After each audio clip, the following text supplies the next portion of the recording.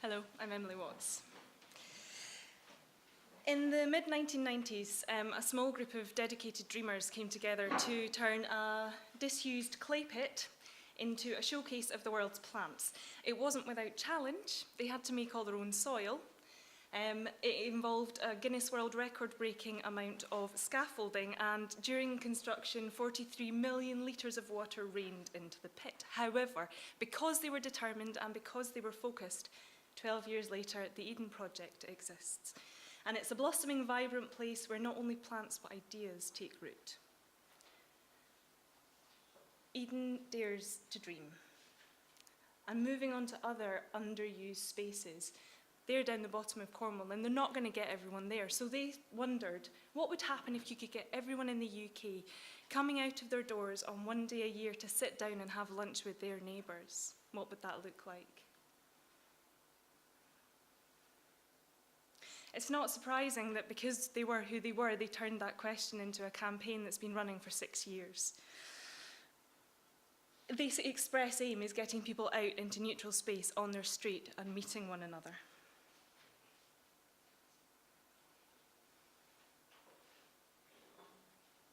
We call it the big lunch. What it really is the gift of an idea. It's really a permission to get people started. Our free organisers pack and our website act not only as practical resources with invitations and posters, but they're also a starting point for conversations.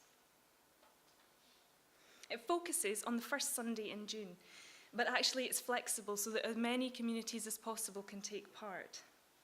In 2014 alone, 4.8 million people in the UK came out and had lunch in their streets, in their community centres, in the underused spaces. We have a secondary tagline, and that is, what will you bring to the table? Because we know that this works, and it does work, because people bring not only food or chairs, but they bring ideas and resources and skills and thoughts about their community. 97% of people are big lunchers say that they would recommend this idea to someone else, so it should be growing exponentially. This is a big lunch that happened in Inverness, and it happened because the organiser had been invited the year before to an event that happened in Glasgow. It's slightly weather dependent, but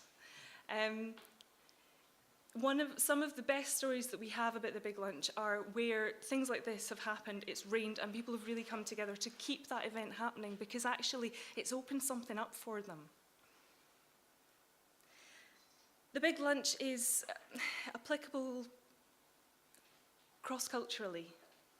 Lunch is a meal in the middle of the day that we all share. We can all do this. It's family friendly, it's culturally friendly. Sir Harry and the guys at the South Indian Temple in Rutherglen decided to open up the temple to the community using the big lunch. And what they did was they put cultural instances side by side. So they had the meal, the shared meal, they had Indian dancers, they had a ceilidh, and they had pipers, all in the temple. And the local community got to come in, got to say hello, and got to see that actually we're not so different when you get down to it. This is Govan. The big lunch is not just another twee idea that appeals to the middle classes. And we know this because we do quite a lot of in-depth research. Our pack requests are level across demographics.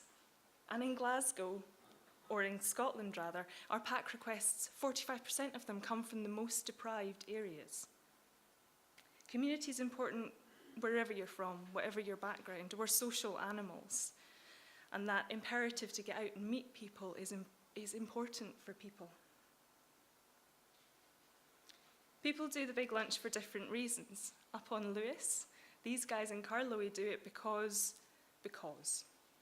It's an excuse to get together for no purpose. I've been told that on the Isles, community just is. And sometimes it's nice to do something that hasn't got a practical outcome. However, on Portobello Beach, for example, these guys were doing it because they wanted to get to know each other. It's easy to live in a city with services on your doorstep and move to and from the places you want to go and never get to know the people you live directly beside. the big lunch is just a vehicle for starting that conversation. The point about the big lunch is that it can happen wherever you live. I've seen them happen in leafy suburban streets. I've seen them happen at the base of tower blocks. I've seen them happen in places where young care leavers were being encouraged into tenancies, and I've done them on the nursery down my street with the parents. It encourages us to talk to one another, to find out who we live beside. It begins with sharing, because it works best when everyone brings something along, whether food, table, or volunteer effort to help organise it. It starts conversations from the first time you knock on that neighbour's doors. Of the quarter of people who get involved who told us they didn't feel confident about getting involved in community events before, after the big lunch, 82% of those people not only feel more confident, they want to get involved in other stuff in their communities. Sometimes it's the simplest of things that make a difference. The big lunch isn't rocket science, it's a simple idea.